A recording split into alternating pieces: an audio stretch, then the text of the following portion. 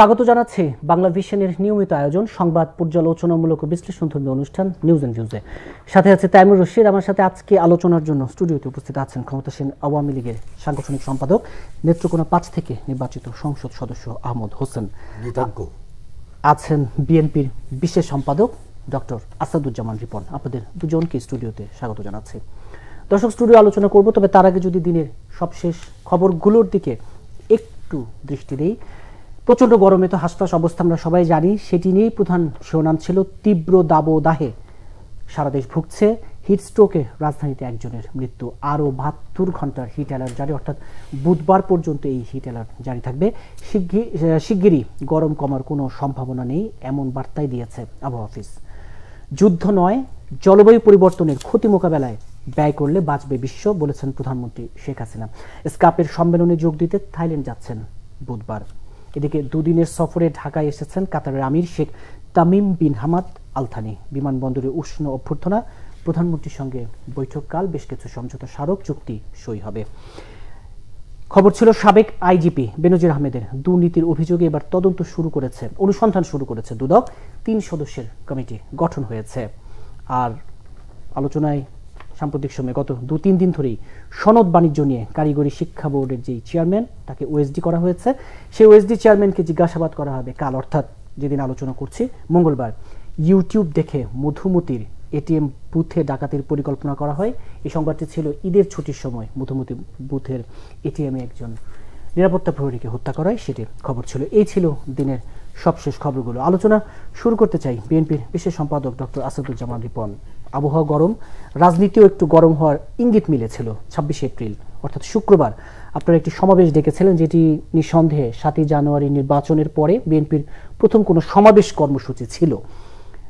গরমের কারণে এই সমাবেশটি বিএনপি স্থগিত করেছে। ঠিক নির্বাচনের পরপরই এই ধরনের বিএনপির সমাবেশ কি বার্তা দেয়? আর আসলেই কি শুধু গরমের কারণে এই সমাবেশ স্থগিত, নাকি অন্য কোনো রাজনৈতিক কারণও আছে? ডক্টর আসাদুজ্জামান রিপন। ধন্যবাদ আপনাকে। আসলে আপনারা প্রকৃতিটাকে মানতে চান না।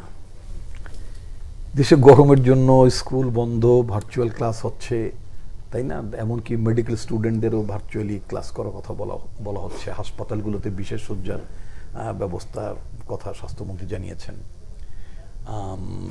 আপনার গরমজনিত পরিস্থিতির যে আপনার সতর্কতা, সেটা আরও 3 দিন বাড়ানো হয়েছে। রাজনৈতিক দলগুলো তো রাজনীতি জনগণের জন্য করে, দেশের জন্য করে। ইতিমধ্যে আমার জানা মতে পত্রপত্রিকা রিপোর্টও যে প্রায় 7 থেকে 8 জন মানুষ মারা গিয়েছেন হিট স্ট্রোকে। তো এমনি ধরনের একটি প্রেক্ষিতে একটা রাজনৈতিক দলের কর্মসূচি বহাল রাখাটা, এটা নিশ্চয়ই আপনার সুবিবেচনা প্রসূত হতো না। তো সুতরাং যখন আপনার আবহাওয়ার সংকেতের কারণে বার্তাটা আবহাওয়া ডিপার্টমেন্টের, সেই কারণে প্রোগ্রাম স্থগিত হয়েছে। রাজনৈতিক দলের প্রোগ্রাম সারা বছর জুড়ে থাকবে, সারা মাস জুড়ে থাকবে। সেটা কখনো আপনার জীববৈচিত্র্য নিয়ে হোক, সেটা কখনো পরিবেশ নিয়ে হোক, সেটা কখনো দুর্নীতির বিরুদ্ধে হোক, সেটা গণতন্ত্র, ভোটাধিকার, সব কিছু নিয়ে তো রাজনীতি থাকতে হবে। বিরোধী রাজনৈতিক দলের দায়িত্বটা কি? এইগুলি তো। সুতরাং এটার মধ্যে তো কোনো বিশেষ ইঙ্গিত বা হিসেবে ব্যাপার না। একটা আমাদের রাজনৈতিক দলের প্রতিনিয়ত যে কর্মকাণ্ড, সেটা আজকে আমি অপোজিশনে থাকি আর পজিশনে থাকি, এটা তো থাকতেই হবে। ৭ জানুয়ারির নির্বাচনের পরে আপনাদের একটি বড় সংখ্যক এবং সিনিয়র অনেক নেতা কারাবন্দী ছিলেন, তারা আস্তে আস্তে মুক্তি পেয়েছেন, তারা কর্মসূচিতেও যোগ দিচ্ছেন। ঠিক সেই সময় যদিও আবহাওয়াজনিত কারণে স্থগিত করা হয়েছে, কিন্তু এই কর্মসূচি দিয়ে আসলে বিএনপি কি জানান দিতে চাইছিল বা চেয়েছিল? এটা তো আপনার আমাদের ঢাকা মহানগরের কর্মসূচি, দক্ষিণে। এটা আমাদের এমনকি উত্তর দক্ষিণ মিলেও না, ঢাকার শুধু দক্ষিণে। রাইট। এখানে বা নাগরিকদের কথা থাকবে, রাজনৈতিক দলের বক্তব্য তো রাজনৈতিক থাকতেই হবে। আপনার যেই নির্বাচনটি হয়েছে সেই নির্বাচন নিয়ে যথেষ্ট কথাবার্তা দলের পক্ষ থেকে বলা হয়েছে। সমাবেশে হয়তো জাতীয় নেতৃবৃন্দ বলতেন, সরকারের প্রতি যদি আপনি যে বার্তার কথা বললেন, সরকারের কাছে কোনো বার্তা পৌঁছানোর ব্যাপার থাকলে দাবি বা আহ্বান সবকিছু থাকতে পারতো। সুতরাং এটাকে আমি খুব বিশেষ দেখি না। সারা বছর জুড়ে যতক্ষণ পর্যন্ত বাংলাদেশে মানুষ আপনার তার গণতান্ত্রিক অধিকার ফেরত না পাবে, যতক্ষণ পর্যন্ত বাংলাদেশের মানুষ একটা অবাধ নিরপেক্ষ নির্বাচনে নিজেদের ভোটাধিকার প্রয়োগ করার ক্ষমতা যতক্ষণ পর্যন্ত চর্চা করতে না পারবে, ততক্ষণ পর্যন্ত আপনার রাজনৈতিক দলগুলোকে, সুধী সমাজকে, সুশীল সমাজকে, সবাইকে ঐক্যবদ্ধভাবে এই কথাগুলো আরো জোরে বলতে হবে। একবার কি একটু এটার উত্তর চাই যে এই কর্মসূচির মাধ্যমে ঝিমিয়ে পড়া বিএনপি নেতাকর্মীদেরকে উজ্জীবিত করা, আমরা অনেক সময় বলি না কম্পিউটার রিস্টার্ট নেওয়া, ওই ধরনের কোনো মানে উদ্দেশ্য ছিল কিনা এক বাক্যে, তারপর আরো বিস্তারিত আলোচনা যাব।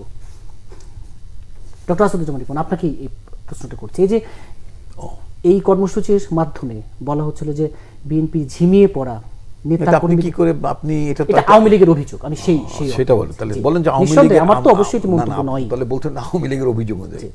এখন দেখুন, এই যে ঝিমিয়ে তো না, মানে আওয়ামী লীগ তো রীতিমতো একটা বিপর্যস্ত রাজনৈতিক দল হয়ে গেছে।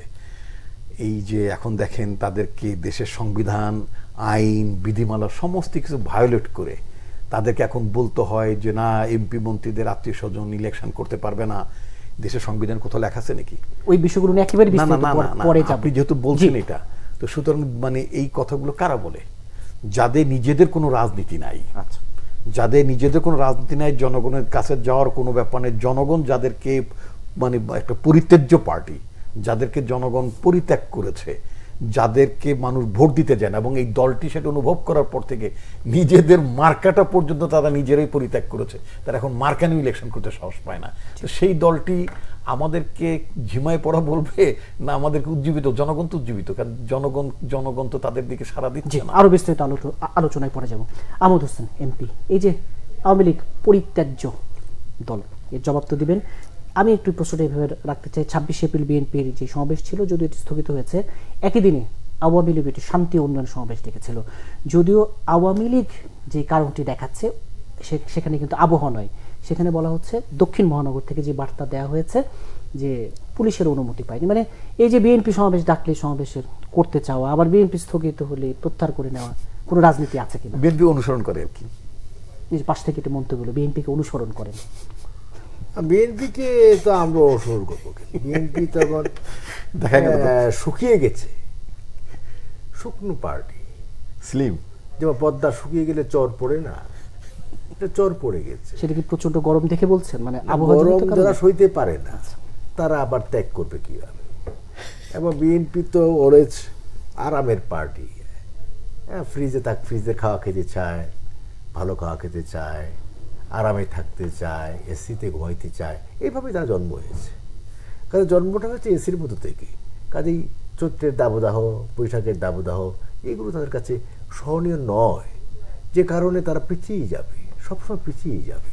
এবং পিছিয়ে যেতে যেতে এখন এমন জায়গায় গিয়েছে সেখান থেকে আর এগিয়ে আসতে পারছে না। এখন আর প্রলাপ বকছে, আমাদের বিরুদ্ধে গালিগালাজ করছে, আমাদের বিরুদ্ধে গালিগালাজ করে একটু জিতে যাওয়া আর কি টকশোতে, এর বাইরে কিছু নেই। আর বিএনপিকে দেশের মানুষ এখন একেবারেই নির্বাচনের মধ্য দিয়ে তাদের পার্টির প্রতিষ্ঠাকে এই দেশের জনগণ পরিত্যাজ্য করেছে।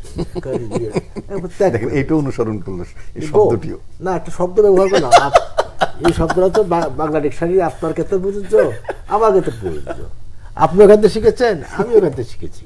কাজে আপনি হলেন পরিত্যক্ত মাল, বিএনপি হচ্ছে পরিত্যক্ত মাল, যে মালটার কোনোদিন জীবন খুঁজে পাবে না। আর আমরা হচ্ছে আলোকিত, সমুজ্জ্বল, আমরা হলাম ইতিহাসের জায়গায় সমুজ্জ্বল, জনগণের চেতনালোকে সমাদৃত আওয়ামী লীগ, যে কারণে আওয়ামী লীগকে বারবার জনগণ নৌকায় ভোট দিয়ে ক্ষমতায় আনছে। এবারে নির্বাচন নিয়ে উনি একটু বেশি কথা বলে ফেলেছেন, যেটা মানুষ হাসছে। বলবে কি বলতেন, এটা সুষ্ঠু ভালো একটা নির্বাচন হলো, আপনারা নির্বাচন আসতেন না, নির্বাচন তো অবাধ নিরপেক্ষ সুষ্ঠু হয়েছে। এবং তারা যেভাবে দৌড়ালেন বিদেশ মুখে, বিদেশিরা বলছে তোমাকে তো আমি জঙ্গির সহযোগী হতে বলিনি, অবশ্যই তোমরা জঙ্গির সহযোগী হতে চাচ্ছ, সেই কারণে বিদেশি বন্ধুরাও তাদেরকে ত্যাগ করে চলে গেছে। এখন তারা একা, এই জন্যই আকাশের দিকে থাকায়, আবার মাটির দিকে থাকায়, কোথায় যাবে কোনো দিকেই তারা পথ খুঁজে পাচ্ছে না, ছিদ্রপথ খুঁজে বেড়ায়।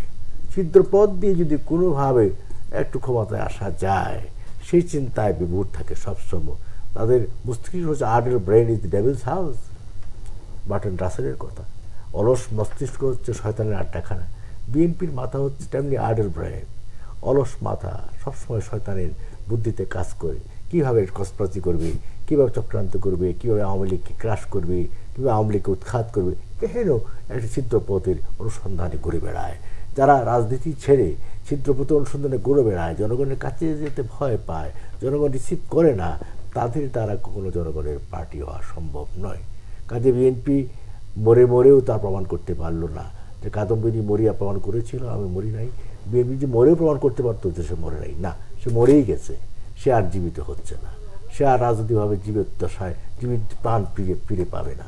কাজে বিএনপিকে আমি বলবো এই বললাম মালটা পরিত্যক্ত, একেবারে ঘৃণিত, একেবারে দুর্গন্ধযুক্ত একটি মাল। এই দুর্গন্ধযুক্ত মালটার এই দেশের মানুষ আর গ্রহণ করতে চায় না, ভবিষ্যতে গ্রহণ করবে না। বিএনপি তুমি এবার ঠেলা সামলাও, এবার সামলাও জনতার ঠেলা, জনতার চাপ, জনতার শক্তি কাকে বলে এবার বুঝো যে ষড়যন্ত্র করে কখনো রাজনীতি করা যায় না। লন্ডন থেকে বসে বসে কথা বললেই রাজনীতিবিদ হওয়া যায় না।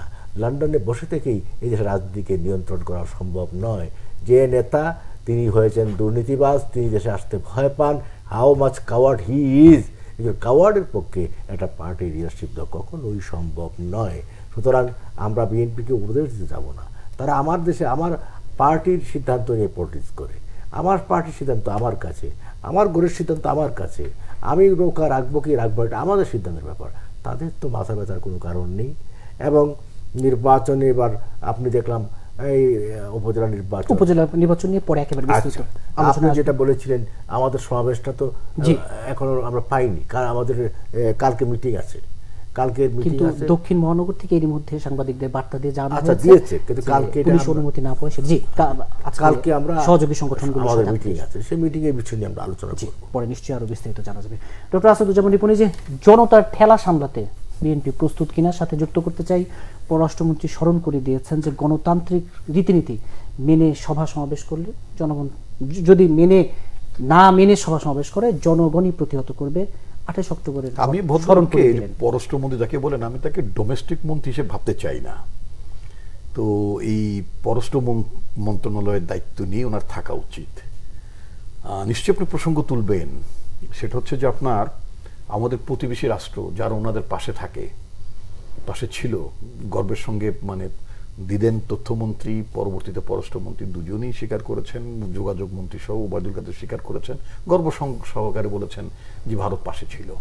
তো যেই দলটি পাশে ছিল সেই দলটির যিনি অর্থাৎ সরকারের যিনি প্রধান মিস্টার মোদি, নরেন্দ্র মোদি, তিনি একটু ভয়ঙ্কর কথা বলেছেন যে ভারতে নাকি মুসলমানদের অনুপ্রবেশ ঘটেছে। এই যে মুসলমানদের অনুপ্রবেশের কথা বলে এই ধরনের উস্কানি দিয়ে, অর্থাৎ এগুলো নিয়ে অর্থাৎ বাংলাদেশ থেকে এসেছে, কারণ মুসলমান তো নেপাল থেকে যায়নি, ভুটান থেকেও যায়নি, আর আফগানিস্তান থেকেও মুসলমান হিন্দুস্তানে যাওয়ার কোনো কারণে, পাকিস্তান থেকেও মুসলমান হিন্দুস্তানে যাওয়ার কোনো কারণ নেই, আর নদীর সাথে মালদ্বীপ থেকেও যাওয়ার কোনো কারণ নেই। ইঙ্গিতটা হচ্ছে বাংলাদেশ, কারণ আমাদের সাথে তাদের দীর্ঘ বর্ডার। তো এই যে তারা একটা আপনার আপনার সিটিজেন্সদের আপনার সিটিজেনশিপ অ্যামেন্ডমেন্ট অ্যাক্ট তারা করলেন, সিএ যেটা করলেন, যেটা মার্কিন যুক্তরাষ্ট্র বলেছে যে এটা ভারতের সংবিধান পরিপন্থী। ইন্ডিয়ার জনগণ তো বলেছি, ওখানকার রাজনৈতিক দলগুলো বলছেন, এবং টার্গেটটা হচ্ছে এই মুসলমানদের, ভারত যাদেরকে বলে যে নন রেজিস্টার্ড আপনার সিটিজেন, যারা নিবন্ধিত হয়নি, অর্থাৎ ওখানকার প্রশাসনদের ওইখানকার নাগরিকদেরকে নিবন্ধন করে না। আমাদের দেশের কতজন মানুষ এখনো দেখবেন, প্রচুর মানুষ কিন্তু আপনার এনআইডি বাইরে আছে, সবাই এনআইডি নেয়নি, অনেকে ভোটার তালিকার মধ্যে নেই। এখন আপনি যদি বলেন যে এইগুলো বাইরে থেকে আসছে, ইন্ডিয়া থেকে আসছে বা অন্য দেশ থেকে আসছে, এগুলোকে বাংলাদেশের নাগরিক আমরা স্বীকৃতি দেব না, বলতেই পারেন। তো এটা এই যে একটা চাপের মধ্যে ফেলে বাংলাদেশ সরকারকে চাপের মধ্যে ফেলাচ্ছে। এর আগে শেখ হাসিনা একবার ইন্ডিয়ায় গিয়েছিলেন, তখন তিনি প্রশ্নটা তুলেছিলেন বটে, তারপরে বাংলাদেশের সাংবাদিকরা যখন জিজ্ঞেস করলেন উনি দেশে ফেরার পরে, তখন তিনি বললেন যে না, মোদি আশ্বস্ত করেছেন এটি নিয়ে বাংলাদেশের ঘাবড়াবার কোনো ব্যাপার নেই। একটি দেশে যখন আইন হয়, আইন অনুযায়ী সেটা রিফ্লেকশন ঘটবে, কোনো ব্যক্তির আশ্বস্ত না করা কোনো বিষয় না। সুতরাং আমাদের এখন দেশে যে গভর্নমেন্ট আছে, সেই গভর্নমেন্টের স্ট্রংলি প্রতিবাদ করা উচিত, এই পররাষ্ট্রমন্ত্রীর প্রতিবাদ করা উচিত, সিএ কিভাবে বাংলাদেশ এফেক্টেড হতে পারে, ওদের আপনার সিটিজেনশিপ অ্যামেন্ডমেন্ট একটা বাংলাদেশ কোনোভাবে ক্ষতিগ্রস্ত হতে পারে কিনা, বাংলাদেশের উপর বাড়তি কোনো চাপ হতে পারে কিনা, সেই ব্যাপারে তার নজর দেওয়া উচিত। ভারতের এই যে নির্বাচনটা হতে যাচ্ছে, সেই নির্বাচনে ইতিমধ্যে আপনার প্রথম ধাপ একটু নির্বাচন হয়ে গেল। হ্যাঁ, পঞ্চগড়ের ওই পাশের যে অঞ্চলটি, ওটা বোধ হয় কি বলে শিলিগুড়ি বা ওইসব জায়গা হতে পারে, ইন্ডিয়ার একটা সাইড। তারা তাদের নির্বাচনী ইস্তেহারের মধ্যে ওখানকার এমপিরা, বিজেপির প্রার্থীরা ডক্টর জয়ন্ত বলে এক ভদ্রলোক, তিনি ক্যাম্পেইন করেছেন, আমি বিবিসি রিপোর্টে দেখলাম। সেখানে তিনি বলছেন যে এইবার তারা ক্ষমতা আসলে পঞ্চগড়ের ভেতর দিয়ে 4.5 কিলোমিটার রাস্তা দিয়ে তারা একটা আপনার ট্রানজিট নেবে, মামুবাড়ির আবদার। আমি নেপাল থেকে বিদ্যুৎ পাই না, এবার প্রধানমন্ত্রীও বললেন যে বিদ্যুতের চুক্তি হবে ইসের সাথে, আপনার ভুটানের সাথে চুক্তি হবে। পররাষ্ট্রমন্ত্রীও বললেন ভুটানের সাথে আমাদের বিদ্যুতের চুক্তি হবে। ফাইনালি আমাদের ভুটানের রাজা আসলেন, চুক্তি করতে পারলাম না। তোমরা আমাদের সব নিবা, প্রধানমন্ত্রী এত দিয়েছি যে ভারত সারা জীবন মনে রাখবে। এত তো দিতে জনগণ বলে নাই। আমাদের পাওনাটা তো বুঝে নিতে হবে। যেই রাষ্ট্রের, যেই সরকারের প্রধান নিজের দেশের চাহিদা, নিজের দেশের পাওনা, জনগণের পাওনা, অধিকার, স্বার্থটা যখন তারা নিজেরা না বোঝে না, খালি দিতেই থাকেন, হ্যাঁ, তো সেই সরকারের পররাষ্ট্রমন্ত্রী তিনি যে কি বিএনপি নিয়ে কি বলছেন, তো এইগুলো কি তার সাবজেক্ট? এটা ওবায়দুল কাদের আছে, ওবায়দুল কাদেরে বলতে দেন। তারপরে আরেকজন নতুন মখা আমদানি হয়েছে আপনার ওবায়দুল মুক্তাদির সাবেক আমলা, এরা যখন রাজনীতি করে বলে না কিন্তু পররাষ্ট্রমন্ত্রী কিন্তু এই বিষয়ে বলেন যে তার কিন্তু দলীয় একটি পদ যেহেতু আছে, তিনি আওয়ামী লীগের। দেশের বড় সংকট এখন ওইগুলো, জনগণের পয়সা মন্ত্রিত্ব করেন, সুযোগ সুবিধা ভাতা খান। আওয়ামী লীগ করলে তো আমার খালি আপত্তি ছিল না, কিন্তু ওনাদের তো সেই কথাগুলো এখন দেশের কথাগুলো ভাবতে হবে, বলতে হবে। কেন ভারতের সাথে আপনার ভারতের সম্মতি পায়নি বলে যে আপনার ভুটানের সাথে বিদ্যুৎ চুক্তি করা গেল না, বিদ্যুৎ আমদানি করার কথা। উনি তো বলেছিলেন ভুটানের রাজা আসার 3 দিন আগে বলেছিলেন যে বিদ্যুতের ব্যাপারে ভুটানের সাথে চুক্তি হবে। কেন চুক্তি হলো বলে যে একটু কাজ বাকি আছে। কি কাজ বাকি আছে? নরেন্দ্র মোদী রাজি হয় নাই, স্ট্রেট বাংলাদেশকে চাপে রাখার জন্য। তারা তো সব কার্ড ছেড়ে দেয় না, আমাদের মতো সব কার্ড ছেড়ে দেয় না, কিছু কার্ড রাখে খেলার জন্য। হ্যাঁ, তো এখন কথা, বাংলাদেশে তো কোনো কার্ডই নেই। বাংলাদেশে আপনি কিনে বার্গেনিং করবেন? এখন যেটা পাওয়া গেল তেঁতুলিয়ার, ওই তেঁতুলিয়া দিয়ে এখন যাবে, তেঁতুলিয়াটি দিয়ে দেবেন। ওই যে কয়েকদিন এই নির্বাচনের পরে আপনার ভারতের পররাষ্ট্র সচিব বিনয় কোয়াত্রা বাংলাদেশে আসতেছে, আসার পরে বলবে যে তেঁতুলিয়া 4.5 কিলোমিটার দিয়ে দেন। আমাদের দেশের কিছু তথাকথিত বুদ্ধিজীবী, তথাকথিত অর্থনীতিবিদ যখন ট্রানজিট এবং করিডোর নিয়ে যখন ব্যাপক আলোচনা হচ্ছিল এই দেশে, যখন ভারত করিডোর চাচ্ছে, ট্রানজিট চাচ্ছে, এই সমস্ত, তখন কিন্তু বাংলাদেশের ব্যাপক জনগণ এটাকে প্রতিবাদ করেছে, তারা রাজি ছিল না। তখন যে ট্রানজিট করিডোর না দেওয়াটা ভুল হবে। আমরা বাংলাদেশের যে বাজেট, সে বাজেটের বর্তমান বাজেটের চেয়ে বেশি টাকা নাকি আমরা রেমিটেন্সের চেয়েও নাকি আমরা, গার্মেন্টসের চেয়েও নাকি আমরা বেশি টাকা আমরা নাকি ইন্ডিয়ার ট্রানজিট দিলে পাবো। কয় টাকা পান এখন? কয় টাকা? 5 লাখ টাকা তো পান না। অথচ বাংলাদেশের রাস্তা চিরে, বাংলাদেশের বুক চিরে আপনি ইন্ডিয়ান মালামাল বহন করার জন্য আপনি ট্রানজিট দিয়েছেন। আশুগঞ্জের ওখানে আপনার ওই নদী ভরাট করে দিয়ে আপনার তাদের বিদ্যুৎ সামগ্রী মালামাল পার করিয়েছেন। আর আমার দেশে বিদ্যুৎ আমি আনতে পারিনি। কেন বিদ্যুৎ আনতে পারিনি? কথা আছে। বিদ্যুৎ আনতে পারি নাই, রাজি হয় নাই, কারণটা হচ্ছে ওই যে আদানির সাথে সরকার একটা চুক্তি করেছে অধিক মূল্যে, বাংলাদেশ সবচেয়ে বেশি দামের একটা চুক্তি করেছে। খোদ পিডিবির লোকেরা, বিদ্যুৎ উন্নয়ন বোর্ডের লোকেরা বলে, আমাকে একটা মিনিট সময় দেন, ভুল হয়েছে। ওই এখন যদি বিদ্যুৎ যদি ভুটান থেকে কম দামি নিয়ে আসি আমরা, বাংলাদেশ সরকার যদি আনতে পারে, বাংলাদেশ পায়, তো আদানির চুক্তি তো আলটিমেটলি অন্য কোনো গভর্নমেন্ট ক্যান্সেল করে দেবে। সেজন্য বাংলাদেশকে আপনার যাতে বিদ্যুতের স্বয়ংসম্পূর্ণ হতে না পারে, বা অন্য দেশ থেকে যাতে আমরা হাইড্রো ইলেকট্রিসিটি যাতে আমরা আনতে না পারি, সেজন্য ব্যারিয়ার সৃষ্টি। আমি বলবো পররাষ্ট্রমন্ত্রী must concentrate his vision to that point. Ahmed Hossain, এই যে পুরনো অভিযোগ, পুরনো মন্তব্য আবার নতুন করে সামনে আসে ভারত প্রসঙ্গে এলে, ভারতের নির্বাচন, আওয়ামী লীগ তো সব দিয়েছে, বিনিময়ে পাচ্ছে কি? না, উনি তো চলে গেলেন ভারতের বুকে। এই ভারতের বুকে লাথি মেরে বিএনপি জন্ম নিয়েছে। আর ভারতের বুকে লাথি মেরে কি ভারতকে ক্ষতি করতে? ভারতের বুকে লাথি মারবে কেন? হ্যাঁ, বুকে লাথি মেরেছেন। ব্যথাবোধ করতেছেন নাকি? না, ব্যথাবোধ করিনি। আপনারা লাথি মেরে আপনার পা মস্কে গেছে। এবং আপনারা একবার বলেছেন, আপনার নেত্রী বেগম জিয়া বলেছিলেন যে নৌকায় ভোট দিলে এখানে আজান ধ্বনি থাকবে না, আজান বন্ধ হয়ে যাবে, উলুধ্বনি হবে, মসজিদে নামাজ বন্ধ হয়ে যাবে, ফেনী পর্যন্ত ভারত হয়ে যাবে। আজকে কি বাংলাদেশে আজান বন্ধ হয়ে গেছে? আজকে কি ফেনী পর্যন্ত ভারত হয়ে গেছে? বাংলাদেশের জনগণের জানি কি হয়েছে না, ভারত হারে হারে টের পাচ্ছে। এবং এক সময় যে প্রধানমন্ত্রী ছিলেন বেগম জিয়া 91-এ, তখন দিল্লি সফরে গেলেন। তখন দিল্লি সফরতে ফিরে আসলেন, এয়ারপোর্টে নামলেন, সাংবাদিকরা জিজ্ঞেস করেছিল যে আপনি গেলেন, গঙ্গা বিষয়ে কথা বলে, ফারাক্কা নিয়ে কথা বলেছেন? আমি তো ভুলে গিয়েছিলাম। ক্ষমতার বাইরে থাকলে ফারাক্কা ইস্যু, আর ক্ষমতায় গেলে ভুলে যাওয়া, এটা হচ্ছে বিএনপির ধর্ম। এবং আপনি জানেন এই নরেন্দ্র মোদী যখন প্রথমবারের মতো আপনার ক্ষমতায় আসলেন, প্রাইম মিনিস্টার হলেন, লন্ডন থেকে আপনার তাদের অ্যাক্টিং চেয়ারম্যান তারেক জিয়া চিঠি লিখেছেন, কাকা বাবু প্রণাম প্রণাম, আপনার পায়ে কদমপুতি জানাই, আপনি প্রধানমন্ত্রী হয়েছেন, আমরা খুশি হয়েছি এবং আমাদের দেখছেন নাকি চিঠিটা? হ্যাঁ, চিঠিটা আসছে, পত্রিকা আসছে। এবং আপনি যা বলেছেন সবগুলো কি আপনি সত্য বলেছেন? হ্যাঁ, আমি 100% আমি অন রেকর্ড বলতেছি। আপনি চুক্তির লাইনে গেছেন, আপনি চুক্তির ড্রাফট দেখেছেন, আমরা যে ভুটান থেকে আনবো না, আপনি কোথায় শুনলেন? আপনি কোথায় শুনলেন যে আমরা ভারতকে খুশি করার জন্য বলছি? এই সমস্ত বানোয়াট কথা বলে মানুষকে বিভ্রান্ত করা যায়। কিন্তু তিস্তার বিষয়টি এখনো মীমাংসিত হয়নি। আমরা যখন আলোচনায় বসেছি সোমবার, ব্রাহ্মণবাড়িয়া কসবায় এক বাংলাদেশিকে গুলি করে হত্যা করেছে। অলরাইট, সীমান্ত চুক্তি কে করেছে? সীমান্ত চুক্তিটা কে সম্পন্ন করেছে?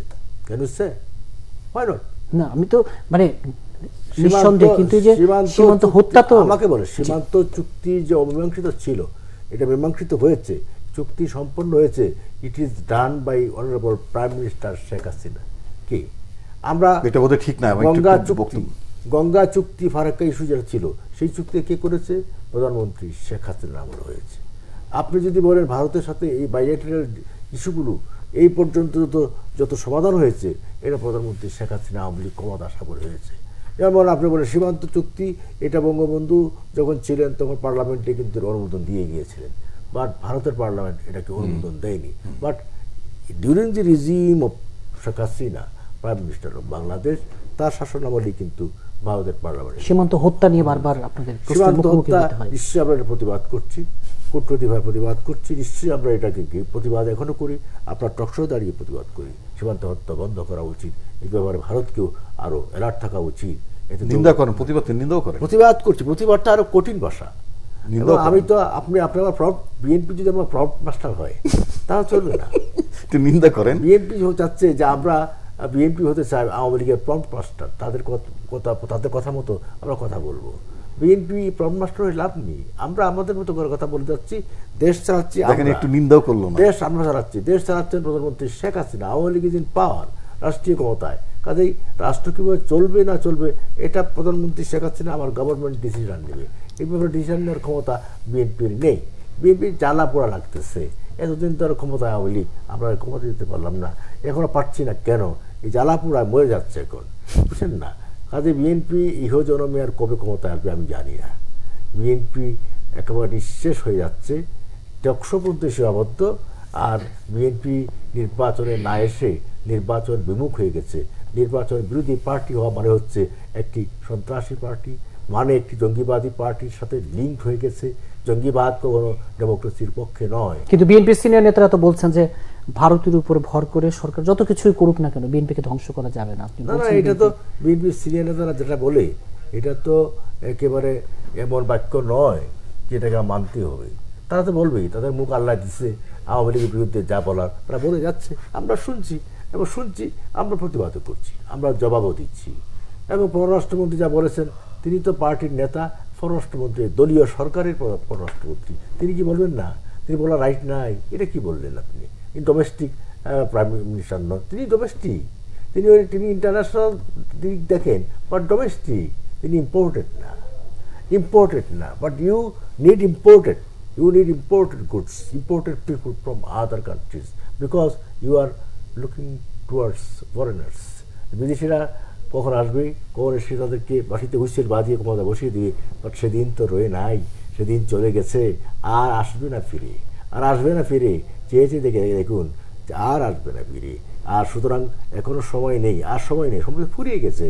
এই তো দেখলেন ইলেকশনের আগে কত কথা বললেন, এই যে একটা বিজ্ঞাপন ছিল না বাংলা লিঙ্কের, কত কথা বলে রে, বিএনপি কত কথা বলে রে, বলতে বলতে তার শুয়ে চিত হয়ে গেছে। হায় রে, কি কথা বললাম, কিছুই তো হলো না। অবশেষে আমরাই হেরে গেলাম। বিএনপি, আওয়ামী লীগ জিতে গেল, আবার আওয়ামী লীগ ক্ষমতা আসলো, শেখ হাসিনা আবার প্রধানমন্ত্রী হয়ে গেল জনগণের ম্যান্ডেটে। এটা পরিষ্কার কথা, এটা পরিষ্কার স্পষ্ট। এটা বুঝতে হবে আপনাকে, আমাদের মানুষকে, যে Sheikh Hasina is a prime minister, she is beloved prime minister of Bangladesh, unparallel leader of Bangladesh. এটা বুঝতে হবে, বুঝতে চায় না তারা বুঝবে কিভাবে? বুঝতে চায় না, বুঝেও বলবেন না মানি না। আরে আপনি না মানলে কি আসে যায়? পৃথিবী মেনে নিচ্ছে, পৃথিবী মানছে যে হ্যাঁ Sheikh Hasina is A beloved leader of Bangladesh, she is a truly leader. বাংলাদেশে একমাত্র তার বিকল্প নেতৃত্ব এখানে নাই। কে আছে বলুন, নাম বলুন, টেল নেম, কে? বিএনপি তো বেগম জিয়া, উনি তো অসুস্থ, উনি কারাবন্দী, আর তার ছেলে একেবারে ওই লন্ডনে বসে আছে, সে দুর্নীতির কারণে সেও সাজাপ্রাপ্ত এবং অ্যাবসকন্ডেড আসামি। কে লিডারশিপ? কাজে আমাদের কাছে বিএনপি একটি একেবারে ছিঁড়ে গেছে, একেবারে ছিদ্র হয়ে গেছে, শরীর ছিদ্র হয়ে গেছে, মাথা ব্যথা, একেবারে মাথা নত হয়ে গেছে, কারাগারে গিয়েছিল, আবার বেরিয়ে আসছে আইনি প্রক্রিয়ায়। তারপর কি বলবেন আইনের শাসন বাংলাদেশে নেই, বিচার বিভাগের স্বাধীনতা নেই, একথা আপনি বলতে পারবেন? কেউ বলতে পারবে না। জনাব, আপনি তো তাইমুর সাহেব, আপনার এখানে আসি বারবার, আপনি আমাকে প্রশ্ন বা জড়িত করেন, আপনাকে জবাবদিহি করতে হয়, এখনো জবাবদিহি করছি, পিপলকে বলছি, জনগণকে বলছি আপনার অনুষ্ঠানের মধ্য দিয়ে যে উই বিলং, আমরা পিপলকে বিশ্বাস করি, আমরা জনগণকে বিশ্বাস করি, জনগণের শক্তিতে বলিয়ান আওয়ামী লীগ। তাইমুর সাহেব, জনগণের শক্তি যতক্ষণ আমাদের সাথে আছে, আমরা ক্ষমতায় আছি, ক্ষমতায় আবার আসবো ইনশাল্লাহ, লিখে রাখেন। এবার আসছি, আবার আসবো, ডেমোক্রেটিক প্রক্রিয়া জনগণের ভোটে, but never throw conspiracy. Conspiracy Awami League করে না। জি, ডক্টর আসাদুজ্জামান রিপন, অনেকগুলো বিষয় আছে, এই জন্য একটু উপজেলা নির্বাচনের দিকে দৃষ্টি দিতে। না ঠিক আছে। আপনি নিশ্চয়ই আপনার চিটাগং ইউনিভার্সিটি অর্থনীতির বিভাগের অধ্যাপক প্রফেসর মইনুল হোসেন সাহেবের নাম শুনেছেন, ডক্টর মইনুল হোসেন। উনি একসময় বাংলাদেশ অর্থনীতি সমিতির প্রেসিডেন্ট ছিলেন। আমি গতকালকে ওনার একটা লেখা আর্টিকেল পড়লাম। আর্টিকেলটা শিরোনামটা ছিল আওয়ামী লীগের ভয় কিসে। আওয়ামী লীগের ভয় কিসে? তো বলতে খুব আমি সংক্ষেপে বলবো, উনি যেটা বলতে চেয়েছেন যে তারা যদি মনে করেন তারা এত উন্নয়ন করেছেন, এবং সেই উন্নয়ন যদি জনগণের পক্ষে যদি যেয়ে থাকে, তাহলে তাদের গণতন্ত্র দিতে ভয় কেন? তারা অবাধ নির্বাচন দিতে তারা কেন ভয় পাচ্ছেন? তারা এই ক্ষমতা কনসলিডেট করার জন্য তারা আপনার তত্ত্বাবধায়ক ব্যবস্থা বাতিল করলেন কেন? সমস্ত রাষ্ট্রীয় প্রতিষ্ঠানগুলো এবার তারা কেন ব্যবহার করছেন? আসলে হচ্ছে কি, একটা রাজনৈতিক দল যখন জনবিচ্ছিন্ন হয়ে যায় এবং তারা যখন বোঝে যে জনগণ তাদেরকে ভালোবাসে না, তখন তাদের ক্ষমতা থাকার যে আকাঙ্ক্ষা থাকে, সেই আকাঙ্ক্ষাকে বাস্তবায়ন করার জন্য তখন তারা স্বৈরাচারী পদক্ষেপ গ্রহণ করে। তখন আইনকে তারা নিজেদের মতন করে আইন ব্যবহার করে, প্রশাসনকে তারা নিজেদের মতো ব্যবহার করে, এবং কোনো কিছুর প্রতি তাদের আস্থা থাকে না। যেমন দেখবেন, এই যে প্রশাসনটাকে আপনার পলিটিসাইজ করেছিল, আমরা বলতাম যে প্রশাসনকে পলিটিসাইজ করেছে, লোকাল অ্যাডমিনিস্ট্রেশনকে পলিটিসাইজ করেছে। এখন সে তাদের সৃষ্ট প্রশাসনকে তারা ভয় পায়। কিরকম ভয় পাচ্ছে? যেমন দেখবেন, এমপি মন্ত্রী ছেলে মেয়েরা আত্মীয় স্বজন ইলেকশন করতে পারবে না, কারণ তাদের ধারণা এমপিরা প্রভাব বিস্তার করবে। তাহলে ওখানে প্রশাসন আছে কেন? প্রশাসন যদি ইন্ডিপেন্ডেন্টলি কাজ করে, নির্ভয়ে কাজ করতে পারে, তাহলে তো আপনার এমপি মন্ত্রীর কোনো প্রভাব থাকবে না। আজকে যদি দেশের সেই জায়গাটাকে যদি এই দৃষ্টিকোণ থেকে দেখেন, আওয়ামী লীগ একটি সুষ্ঠু সুন্দর নির্বাচন চাচ্ছে। আমি আসছি, গতবারের নির্বাচনটা ছিল আমিডামি নির্বাচন। আমি আওয়ামী লীগ, ডামি আওয়ামী লীগের একটা গ্রুপ, জাতীয় নির্বাচনের কথা, জাতীয় নির্বাচনে সাথী। এইবার সেই নির্বাচনটা নিয়ন্ত্রিত নির্বাচন নিজেরা নিজের ইলেকশন করে, বাইরের লোক তো ছিল না। ওই তাদের নিয়ন্ত্রিত, তাদের পক্ষের জাতীয় পার্টি তারাই করেছে, তাদের নিজেদের জোটের ওই মিনু যারা আছে তারা করছেন। আচ্ছা, এখন এটাকে আরো অধিক নিয়ন্ত্রিত নির্বাচন করে ফেলছেন। এবার তারা অধিক নিয়ন্ত্রিত নির্বাচন কি? গতবার তো আমিডামি ছিল, অ্যাটলিস্ট, বা মিনু ছিল। এইবার তো আপনার শালা সম্বন্ধী দুলাভাই কেউ থাকতে পারবে না। আপনি সংবিধান আছে নাকি যে আপনি আরোপ করতে পারেন যে কে থাকবে কে থাকবে না? বলতে পারেন না। এখন কত যদি প্রশাসন, যেমন মনে করেন আপনার নিউ ইয়র্কের মেয়র আপনার রুডলফ জুলিয়ানি, আমি অ্যাট দ্যাট টাইম আমি তখন আমেরিকায় ছিলাম, তো ওই জুলিয়ানি সাহেব এরকম আইন ভঙ্গ করেছে। ওখানকার যে আপনার পুলিশ কর্মকর্তা, তাকে গাড়ি থামিয়ে তাকে জরিমানা করেছে। যদি আপনার আইনের শাসন থাকে, পুলিশ যদি পাওয়ার থাকে, অর্থাৎ তার দায়িত্ব যেটা তার সঠিকভাবে পালন করতে পারে, টার্মস অফ রেফারেন্স যদি সে পালন করতে পারে, সক্ষম হয়, স্বাধীনভাবে করতে পারে, তাহলে তো তিনি মন্ত্রীকেও ফাইন করে দিতে পারেন, তাই না? এখন কথা হচ্ছে কি, যে আমার প্রশাসনকে তুমি সেই জায়গায় রাখি না। আর এটাকে প্রথমে দলবাজ করা হলো, এবং এরা মনে করলো যে সরকারকে খুশি করতে পারলে তারা ক্ষমতা থাকতে পারবে, ভালো পোস্ট পাবে, ভালো প্রমোশন পাবে, বিভিন্ন ভালো ভালো জায়গায় থাকতে পারবে।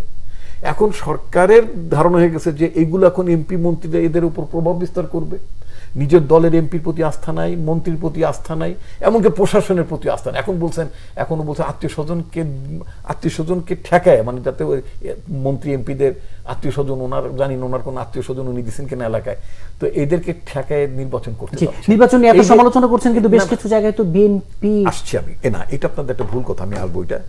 এখন তার মানে যে প্রশাসনটাকে দলীয়করণ করেছেন সেটার প্রতি এখন আর গভর্নমেন্টের কোনো কনফিডেন্স থাকছে না। ওই জায়গাটিতে যদি আচ্ছা, এখন এই যে আমি গতকালকে দেখেছি একটা পত্রিকায় দেখলাম যে বিএনপির মানে হেডিংটা কেমন দেখলাম, বিএনপির লোকজন ইলেকশন করছে, তারপর পরে বর্ণনাটা পড়লাম, লাগে সাবেক অমুক, সাবেক অমুক, সাবেক অমুক, সাবেক অমুক, মানে সব সাবেক পরিচয়। আচ্ছা, দুইটা পরিচয় আপনার, দুজন শুধু কারেন্ট ছিল, দুজন গতকালকেই উইথড্র করে ফেলেছে। আচ্ছা, গেল গতকালকে বলতে আমি আজকে রাতের কথা বলছি, রবিবারের কথা বলছি, হ্যাঁ, মানে একদিন আগেই করে ফেলেছে। আচ্ছা, এখন যেই লোকটি অলরেডি সাবেক, যে লোকটা কোনো পদ পদবিতে নাই, কথা খেয়াল করবেন, যার কোনো দায় দায়িত্ব নাই, তাকে আপনি বিএনপির ঘাড়ে চাপাই দিচ্ছেন কেন? উনি যদি বিএনপির লোক থাকতেন তাহলে তো তার দলে তার একটা পদ থাকতো, যে কোনো কারণে হোক দলে তার পদ থাকে না। অনেক সময় আমরা আপনার লঘুদণ্ডও দেই, লঘুদণ্ড মনে করেন, কাউকে আমরা অব্যাহতি দেই, কাউকে আমরা বহিষ্কার করি, কখনো পদ কেড়ে নেই, কমিটিতে রাখি না, অর্থাৎ কোনো দায় দায়িত্বে থাকে। আবার রাজনীতি থেকে তো অনেকে স্বেচ্ছায় একটু দূরে চলে যায়। এখন যাদের কোনো ইয়ে নাই, কি বলে আপনার মানে পলিটিক্যাল আইডেন্টিটি নাই, দলের সাথে তাদের সংশ্লিষ্টতা নাই, তাদেরকে আপনি কেন বিএনপির কোটায় ফেলে কেন এই রাজনৈতিক সুবিধা মানে আলোচনা সুবিধাটা নিতে চান? আমি যেটা বলতে চাই যে এই দলে যারা, এই দলটি যারা করেন, দে আর কমিটেড, এবং তারা পার্টির হাই অফিসের নির্দেশ যেটা, অ্যাডভাইস যেটা, সেটা তো অক্ষর অক্ষরে পালন করছে। আর এর মধ্যে ব্যতিক্রম যদি একটি ঘটনা ঘটে, নিঃসন্দেহে শয়তান ছিল না সবচেয়ে বড় ফেরেশতা ছিল না, তো তারে আল্লাহ তাআলা বহিষ্কার করে দিয়ে তারে শয়তান বানাই দিয়েছে না? তো যদি এরকম কোন দুই একটা শয়তান যদি সিদ্ধান্ত ভঙ্গ করে, তাদের বিরুদ্ধে শাস্তিমূলক ব্যবস্থা হবে। আহমদ হোসেন, যে আওয়ামী লীগের ভয় কিসে? উপজেলা নির্বাচন নিয়ে আসলে বেকায়দায় কিনা? এটা পুরনো কথা তো, কথা না। এই ধরনের আর্টিকেল বহু আগে মুখস্থ করছি তো, এই শুধু আর্টিকেলের কোনো রেজাল্ট নাই। এই যে আওয়ামী লীগের ভয় কিসের, এইটা কথা কি নতুন? বহু শুনে আসছি, নির্বাচনের আগেও শুনেছি আওয়ামী লীগের ভয় কিসের, ভয় কিসের। আওয়ামী লীগ ভয় পাবে কেন? ভয় তো তারা পায় যারা নির্বাচনে হেরে যাবে, সে আশঙ্কায় নির্বাচনে না এসে নির্বাচনকে প্রতিহত করার নামে আপনার ভায়োলেন্স করা, রেলগাড়ি পুড়ে ফেলা, রেল লাইন উপড়ে ফেলা, বাসে আগুন দেওয়া, পুরনো কথা এগুলো। সুতরাং নাই, তাই এটা তো পুরনো কথা হইলে এরকম আপনারা করেছে, এগুলো আপনার পুরনো অভিযোগ। স্বভাব তো বদলায় না, নতুন কিছু বলেন, যতই বলেন স্বভাব কিন্তু বদলায়। কিন্তু এবার কি উপজেলা নির্বাচন নিয়ে কি আওয়ামী লীগ একটু বেকায়দায় কিনা? এই যে উপজেলা নির্বাচন বেকায়দা, আমরা কিসের বেকায়দা? এই যে তিনি প্রশ্ন তুললেন মন্ত্রী এমপি স্বজনদের সরে দাঁড়াতে হবে, এটা আমাদের পার্টির কৌশল, এটা সংবিধান পরিপন্থী, এটা আইন পরিপন্থী। এটা উনি আমাদের পার্টির ডিসিশনের কথা বলবেন কেন? আমরা বলেছি যে দেশের সংবিধান আইন তো বলেছি, যেহেতু আমরা সব ওপেন করে দিয়েছি যে কারো কোনো মার্কা নেই, সবাই নির্বাচন। কেন মার্কা থাকবে না? দেশে আইনে আছে মার্কা, আপনি কেন মার্কা? এটা পার্টির স্ট্র্যাটেজি, পার্টির কৌশল। আরে ভাই, দেশে তো আইন আছে, আইন বানাইছেন। আমি তো আপনার বিএনপির প্রেসক্রিপশনে বলি না, আপনি তো দেশের জন্য আইন বানাইছেন, আপনার কথা, সেই আইনটা আপনি ব্যবহার করছেন না কেন ভাই? কথা বলতে তো আওয়ামী লীগ চলে না, আওয়ামী লীগ তার নিজের সিদ্ধান্ত নিয়ে, মানে আপনার আইন আপনার নিজের পকেটে ব্যবহার করবেন, নিজস্ব কৌশল আছে, তাই না? আমাদের কৌশলটা আপনারা হেরে গেছেন। তো গার্বেজটা ফালাই দেন, এই আইনটা রাখেন না, কৌশলে হাঁটতে হাঁটতে একেবারে মাটিতে শুয়ে গেছেন, তারপর লাশ দরজা আপনাদের কিছু নাই, তো বলছেন আমরা হারি নাই, আমরা জিতে আছেন। এত বার পড়ে গেলেন, মাটিতে শুয়ে আছেন, এখন মাটি থেকে উঠে আসতে পারতেছেন না, ক্রলিং করতে পারতেছেন না, এই অবস্থা আপনাদের। তারপরে বলবেন যে না আমরা হারি নাই, এটা মানুষ বিশ্বাস করে? কিন্তু বললে ব্যাখ্যা দিলেন কি যে পার্টির সাবেক পদ ছিল, এখন নাই। আরে পদের বাইরে আমার আওয়ামী লীগে বহু কর্মী আছে, এদের পদ নাই, এরা কি আওয়ামী লীগ করে না? এরা আওয়ামী লীগ না করলে আওয়ামী লীগের মিছিলটা তো লোক করতে হবে। আপনি তার বিরুদ্ধে শাস্তিমূলক ব্যবস্থা নেবেন, যে ডিসিপ্লিন মধ্যে তার বিরুদ্ধে শাস্তিমূলক ব্যবস্থা নেবেন। এখন আগে 45 জন গেছে, জয়েন করছে প্রথম ধাপে, আজকে দেখলাম আমরা 30 জন, গতকালকে জমা সাবমিট করেছে 30 জন। বিএনপি জামাতও আছে এখানে, কি জয়েন করছে, কিন্তু নির্বাচনে নিচ্ছে। বলছেন বিএনপি পদধারী বর্তমানে আছেন এমন এগুলো শাক দিয়ে মাছ ঢাকার চেষ্টা, একজনও নাই, নট এ সিঙ্গেল ওয়ান, মাছ ঢাকার চেষ্টা, বুঝছেন না? এই বইরবে আছে, সব জায়গায় আছে, তাই কে বলছে? এটা এখন আমাদের জন্য গবেষণা করতে হবে, একটা ইনকোয়ারি কমিটি করে দেখতে হবে এতে লেজ আছে কিনা, তাই না? বিএনপির লেজ, বিএনপির চেহারা, বিএনপির চোখ, বিএনপির স্লোগান দেয়, বিএনপি মিটিংয়ে যায়, বিএনপি কথা কয়, তারা দাঁড়িয়েছে, এটা আমাদের লোক না। মানে নির্বাচনে আসলে তাদের লোক না, বুঝছেন না? এখন ডাকবে কিভাবে? এটা কথা বলে ডাকতে তো হবে। মানে তৃণমূলে বিএনপির কর্মীরা এতটাই ফেড আপ, এতটাই ফ্রাস্ট্রেটেড এবং এতটাই নেতৃত্বের প্রতি অনাস্থা যে এই নেতৃত্ব দিয়ে বিএনপি চলতে পারে না। সেই কারণে নির্বাচনে যাওয়া উচিত ছিল। তার প্রমাণ হচ্ছে বিএনপি তৃণমূলের যে নেতা কর্মীরা বিএনপি এবার নির্বাচনে জয়েনের মধ্যে দিয়ে তা প্রমাণিত। ডক্টর আসাদুজ্জামান রিপন যে বিষয়টি বলছিলেন যে এই যে নির্বাচন যদি সুষ্ঠু হয়, সেই অঙ্গীকার, সেই জায়গাটা যদি নিশ্চিত করা যায়, সেখানে মন্ত্রী এমপি কার আত্মীয় প্রার্থীর দাঁড়ালো তাতে কি? অর্থাৎ নির্বাচনের যে ব্যবস্থা এই জায়গাটাই কি আসলে ভেঙে গেছে? কথা বলতে চাচ্ছি না। আমাদের কথা হলো যে আপনি এমপি হলেন, মন্ত্রী হলেন, আবার আপনার পরিবারের লোকই আবার পরিবর্তন হতে পারে না। কাজে আমাদের পার্টির অন্যান্য কর্মীরা আছে না, তারা আমি একটু বলতে হবে, কাজে আমার পার্টির ডিসিশন পরিষ্কার। কাজে এটা উনি বলবেন, বিএনপি তার কথা বলুক, আমার কথা নিয়ে ডাক লাগেন। আমার ঘরের বিষয়ে আমি ডিসিশন নেব। আমরা বলেছি তোমাকে এমপি হয়েছো, মন্ত্রী হয়েছো, অলরাইট, বাট তোমার ঘরের ছেলে আবার এই জায়গাটায় বিএনপি বলতে চায় আমি দামি নির্বাচন করতে গিয়ে ঘরের মধ্যে যে আগুন লেগেছে, আগুন নিভাতে কষ্ট হচ্ছে। আগুন লেগেছে তাদের ঘরে, আগুন লেগেছে তাদের মনে, হৃদয়ে।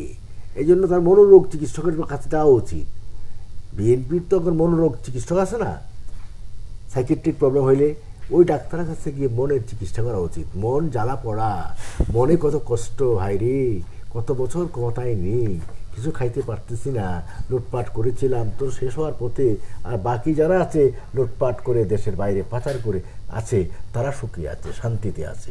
কাজে বিএনপি হচ্ছে এখন দরাশায়ী দল এবং বিএনপি এখন নাকাল পার্টি আর কি, নাকাল। এটা কোনো অস্তিত্বও নাই, কেউ দেখেও না, কেউ চেয়েও দেখে না, বোবা কানা।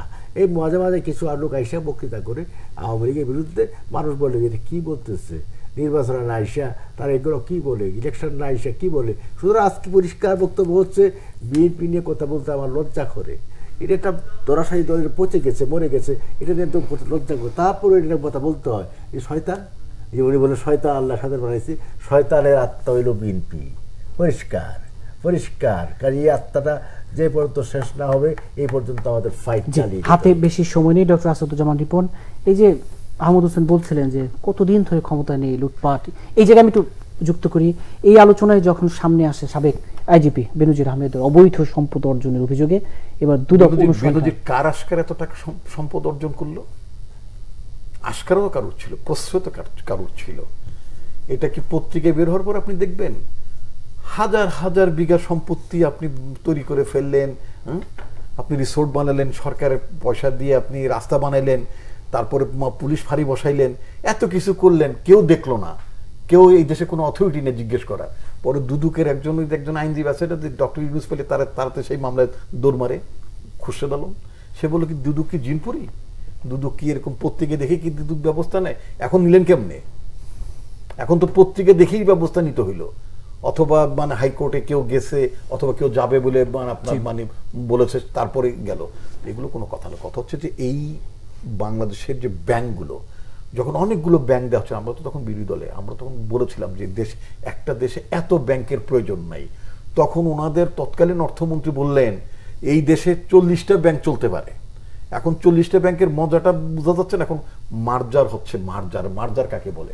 আপনার যদি বলে আপনি বড়লোক মানুষ, মনে করেন আপনি ধনী মানুষ, এখন রাস্তাতে একটা গরিব মানুষ এনে যদি বলে যে মার্জার করে দিলাম আপনার সংসারে, এই গরিব ফ্যামিলিটা আপনার সংসারে ঢুকবে, ঢুকে এখন আপনার একসাথে খাওয়া দাওয়া করবেন, কি আপনি মানবেন? মানবেন না। তো আপনার এই ভালো ব্যাংকগুলোকে আপনি কি করছেন? যে ব্যাংকগুলোকে ফোকলা বানাই দিচ্ছেন, ওই যে বেসিক বাচ্চু হাজার হাজার কোটি টাকা মেরে দিছে, আপনার এস আলমদার যে হাজার হাজার কোটি টাকা লুটপাট করে ফেললো।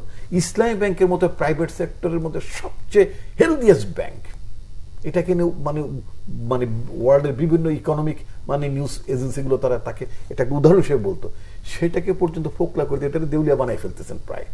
আজকে এই যে বাংলাদেশের মানুষ, ওনার কোন একটা বিদেশির একটা মানে অখ্যাত একটা দেশের মানে সিটিজেনশিপ নিতে হয়েছে, সিঙ্গাপুরে প্রপার্টি করেছেন, মানে এটা নিয়ে ব্যাপক আলোচনা। হাইকোর্টে যাওয়া হলে হাইকোর্ট বলে দিলেন এটা নিয়ে কোনো তদন্ত হবে না। আচ্ছা, এখন আপনি হাইকোর্টে গেলে তদন্ত হবে না, এইটা করলে এটা হবে না, ওইটা করলে এটা হবে না। বাংলাদেশের ব্যাংক থেকে $8 বিলিয়ন আপনার মানে পাচার হয়ে গেল, চলে গেল। সেই ব্যাংকের গভর্নর কি সাবেক অর্থমন্ত্রী বললেন যে 28 দিন আগে ঘটনা ঘটছে, আপনার ব্যাংকের গভর্নর জানায় নাই। সেই ব্যাংকের গভর্নর আপনি কি করলেন, পুরস্কার দিলেন, তাকে এমিরেটাস অধ্যাপক বানাইলেন। এমিরেটাস অধ্যাপক তো রাষ্ট্র বানায়, ওটা তো কোনো ইউনিভার্সিটি বানায় না। তো এখন কথা হচ্ছে এই যে তারা মানে বেগমপাড়া বানালেন, তারা যে দেশের সম্পদ পাচার করলেন, দেশের মানে দেশটাকে ফোকলা বানায় ফেলেন, এখন ইম্পোর্ট করা যাচ্ছে না, ইম্পোর্ট করা যাচ্ছে না, আপনার রিজার্ভ নামতে নামতে এমন জায়গায় মানে মানে চলে গিয়েছে। তো এই পরিস্থিতিটা কারা এনেছে? তাদের সরকার এনেছে এই পরিস্থিতি তারা তৈরি করেছে। আজকে তারা যখন এই কথাগুলো বলে, তাদের একজন মন্ত্রী, এবার যদিও রিপোর্টটা আসার পরে মানে সেই মন্ত্রীকে আর ইনক্লুড করা হয় নাই, জাভেদ আগের যে আপনার ভূমি মন্ত্রী, ৩,০০০ কোটি টাকা সম্পদ শুধু লন্ডনে তিনি আপনার বিলাসবহুল এলাকায় তিনি বাড়িঘর কিনেছেন। ৩,০০০ কোটি টাকার রিয়েল এস্টেটের সম্পত্তি তিনি করেছেন। Can you imagine? এখন তো একটা মন্ত্রীর খবর বেরুলো, একটা বেনজির খবর মানে কোন একটা পত্রিকায় বের করলো, এখন বাকিগুলো তো বেরোবে আজকে, নাহলে কালকে না পরশুদিন বেরোবে। হ্যাঁ, বেনজির তো যখন এই সমস্ত মালকামাত ছিল তখন তো মনে করো যে সরকারকে ক্ষমতায় রাখার জন্য, আনার জন্য আমি অনেক কাজ করেছি, হেফাজতের রাত্রেবেলা ভ্যানিশ করলাম, শোয়াই দিলাম, সুতরাং আমার আর পাইকে আমার তো আইজিও বানাইতে হবে। যাকে আপনার মানে আমেরিকা যাকে নিষেধাজ্ঞা দিল যে এই যে এই লোকটা মানবাধিকার লঙ্ঘনকারী, এই লোকটাকে আপনার মানে ইয়ে করা যাবে, মানে আমেরিকা থেকে ভিসা দেবে তাকে, ইভেন তার সম্পদ এগুলো সব ওদের একটা রেভিনিউ ডিপার্টমেন্ট আছে, তারও এই তার ব্যাপারে স্যাংশন দিল। সেই লোকটাকে আপনার ইয়ে বানাইতে হবে, আইজিবি বানাইতে হবে। কেন আইজিবি বানাইতে হবে? কারণ ওই এই তো ইয়ে হয়ে গেছে, কি বলে আপনার মানে সিল খাওয়ালো, ওর তো আর কোনো গতি নাই, অত গভর্নমেন্টকে সার্ভ করতে বল। কিন্তু আওয়ামী লীগ তো বলতে চাই যে যখন যে অভিযুক্ত হয় তাকে অন্তত বিচারের আওতায় আনা হয়, আর ওই হাওয়া ভবনের অভিজ্ঞতার আলোকে অন্তত আপনাদের মুখে অন্তত দুর্নীতির কথা মানায় না। কাকে বিচারের আওতায় আনা হয়েছে রে ভাই? কাকে বিচারের আওতায় আনা হয়েছে বলেন? একজন লোকের উদাহরণ দেন যে এর বিচারের আওতায় আনা হয়েছে। ওই যে কয়েকদিন হঠাৎ করে সরকার তার নিজের এজেন্ডা দৃষ্টিভঙ্গি আড়াল করার জন্য কখনো দেখবেন ক্যাসিনো, কখনো নানান কাহিনী বলে 2-4টা ধরপা করে, তখন আবার গর্বের সাথে বলে কাউকে ছাড় দেওয়া হচ্ছে না। এখন সবাই আপনার মানে ভালো জায়গায় আবার সবাই রিহ্যাবিলিটেড হয়েছে। এদের মধ্যে কি উপজেলা চেয়ারম্যানও দেখলাম একজন আপনার মানে দাঁড়িয়েছে, তাই না? তো সুতরাং এগুলো হচ্ছে আওয়ামী লীগ একটা পার্টি, যে শেখ মুজিবুর রহমানের ভাষণটা শোনেন না কেন? শেখ মুজিবুর খুব দুঃখ করে বললেন যে এই চার্টার দলের আমার ডাইনে চোর, বায়ে চোর, সামনে চোর, এই চার্টার দল সব সাইটে খেয়ে ফেলাম। ওনার ভাষা, ওনার গোপালগঞ্জের ভাষায়, আমি বিদেশ থেকে ভিক্ষে করে আনি, ওনার ভাষা গোপালগঞ্জে ভিক্ষে করে আনি, আর এই চার্টার দল, চোরের দল সব খেয়ে ফেলাইলো। উনি বললেন চাইল নাই, ডাল নাই, তেল নাই, নুন নাই, পাকিস্তানের সব নিয়ে গেছে। এই চোরগুলিরে যদি নিয়ে যাইতো, এটা শেখ মুজিবের ঐতিহাসিক ভাষণ, এই চোরগুলিরে যদি নিয়ে যাইতো তাহলে বাঁচতাম। এলে ওনার একদম ভারবাটিম ডায়লগ। এখন এই চোরগুলো ছিল কারা? এই চোর তখন কি বিএনপি পয়তেছে নাকি ভাই? এই চোরগুলো তো শেখ মুজিবুর রহমান মানে যে কয়দিন বেচারা মানে প্রধানমন্ত্রী এই চোরদের দলের মধ্যে চোরদের যন্ত্রণায় রিলিফ টুলি চুরি করে উনি বলছেন আমি বিদেশ সাহায্য নিয়ে এসে সব চুরি করে ফেলে। বলেন কাউকে ছাড় দেওয়া হচ্ছে কাকে? এই যে প্রশ্নটা এলো না, উনি তো যা বললেন চোর টুর ডেকে আমাদেরকে নাস্তা করলেন। এটা শেখ সাহেব বলছে, আপনাদের তো ফেরেশতা শেখ সাহেব বলে গেছে না। আপনি যে বললেন আপনার কথার মধ্যে আমি একটি প্রতিবাদও করিনি। করবেন কেন? আপনি এত কথা বলতেছেন। এখন আপনার জিয়াউর রহমানের ব্রিফকেসে ছেঁড়া গেঞ্জি ছিল, গেঞ্জিটা ছেঁড়া, বুঝছেন? গেঞ্জি ছেঁড়া গেঞ্জি করতে, আর এই ব্রিফকেসতে সাপ বেরিয়ে আসছে। এই ব্রিফকেসতে এখন হাজার হাজার কোটি টাকা এখন বিদেশে পাচার হয়ে গেছে। কিন্তু একটা হিসাব দেন না, একটা করেছে তারেক জিয়া 12,000 টাকার ডকুমেন্ট দেন। লন্ডনে বসে আছে, কি টাকা করতে পায়? সব টাকা বাংলাদেশ থেকে পাচার হচ্ছে এখনো। আর বিএনপি যত বড় লোক, শিল্পপতি, যারা সব পার্টি, তারা মেইন স্পোক্সম্যান। যেমন চট্টগ্রামের যে শিল্পপতি, সে হলো পার্টির মেইন স্পোক্সম্যান। সে রাজনীতি করেছে, সে হলো বাণিজ্যিক ধারায় বিএনপি তৈরি হয়েছে, লুটের ধারায় তৈরি হয়েছে। ওই যে আপনাদের এই চট্টগ্রামের যে আপনার সাইকোরি মেম্বার, এবং তারা হচ্ছে আপনার এখন পার্টির মূল নেতা, রাজনৈতিক নেতৃত্ব নেই। চোর, শুধু চোরের পার্টি তো আপনার বিএনপি। পার্টির প্রধান, পার্টির চেয়ারপারসন চুরির কারণে কনভিক্টেড হয়, লজ্জা হওয়া উচিত। আপনি যদি গণতান্ত্রিক দেশে থাকতেন এটার জন্য এবং তারেক জিয়ার মতো লোক এফবিআই এসে সাক্ষী দিয়ে গেছে সে টাকা পাচার করেছে। আমরা দেই নাই, এফবিআই কখনই বলেন, সাক্ষী দিয়ে গেছে না, কখনই বলেন তারেক জিয়া টাকা পাচার করেছে। পাচার করার কারণে তার শাস্তি হয়েছে। বিদ্যুতের খুঁটি আছে, বিদ্যুৎ নাই, সব তো চুরি হয়ে গেছে, সব টাকার যে বান্ডেল নিয়ে গেছে, বিল নিয়ে গেছে। কই কুকু 1, কুকু 2, কুকু 3, কুকু 4, কুকু 5, কুকু 6, কুকু 7, 7টা জাহাজের মালিক কুকু ছিল। কোন ব্যাংকের টাকায়? সেই টাকাটি গেল কোথায়? জাহাজ কোথায়? সেই টাকা লুট করেছে কে? এটাও কিন্তু বেরিয়ে আসবে। দুদক স্বাধীনভাবে কাজ করছে, তার প্রমাণ বেনজিরের বিরুদ্ধে তারা ব্যবস্থা গ্রহণ করছে। এর মধ্যে দিয়ে প্রমাণিত হচ্ছে না যে দুদক স্বাধীনভাবে কাজ করছে।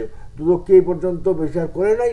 আপনার এই যে সোনালী ব্যাংক থেকে যারা লোন নিয়েছে যে কোম্পানি, সেই হলমার্ক, হ্যাঁ হলমার্কের কথা বলতে হলমার্কের চেয়ারম্যানের শাস্তি হয়ে গেছে, এমডি শাস্তি হয়ে গেছে।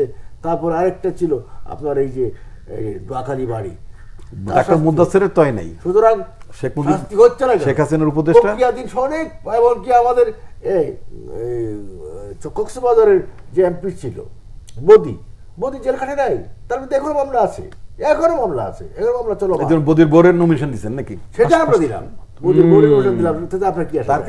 আমার জানা আসে না। আপনার জানা ওই কারণ ওই ইয়াবি ব্যবসার সাথে আপনারা জড়িত, তাই না? আপনার জানা কেন? বদি ধরা খাইছে, বদির বোর দিছে। একেবারেই আমার হলো আশা আনতে হবে। আমি মনে করি বদির বোর্ড দিলে পাস করবে জনপ্রিয় পার্টি।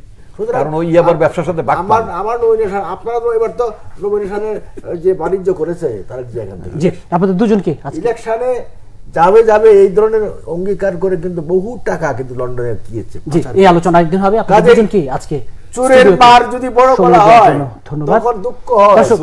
নিউজ আজ এ পর্যন্ত, আগামী পর্ব দেখার আমন্ত্রণ রইল। সে পর্যন্ত ভালো থাকুন, সুস্থ থাকুন।